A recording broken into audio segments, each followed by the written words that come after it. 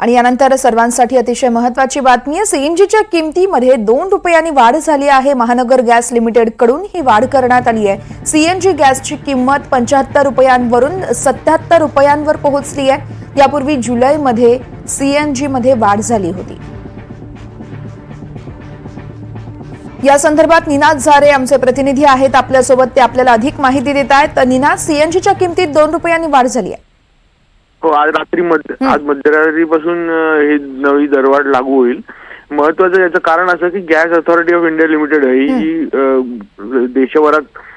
देशभरातल्या विविध वितरण कंपन्यांना गॅस पुरवणारी संस्था जी आहे, त्या संस्थेने गॅसची जे वितरण आहे ते कमी केलेलं आहे। त्यामुळे म्हणजे महानगर गॅसला मिळणारा जो गॅस आहे, जो ती वितरित करतात, तो त्या गॅसच्या आवक जी आहे ती कमी झालेली आहे।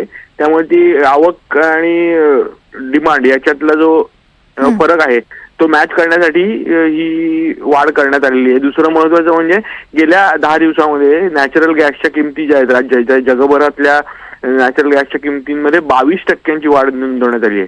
तिसरं महत्वाचं कारण युद्ध आहे युक्रेन आणि रशियामधलं, ते गेल्या 2-3 म्हणजे 48 तासामध्ये मोठ्या प्रमाणात एस्कलेट होण्याची शक्यता आहे। युरोपियन युनियन आणि रशिया यांच्यातला तणाव वाढत चाललाय।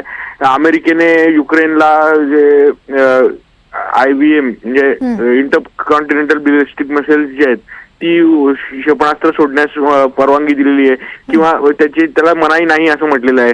त्यावरती काउंटर म्हणून रशियाने पुन्हा एकदा युक्रेनवरती हल्ले तीव्र केलेले आहेत।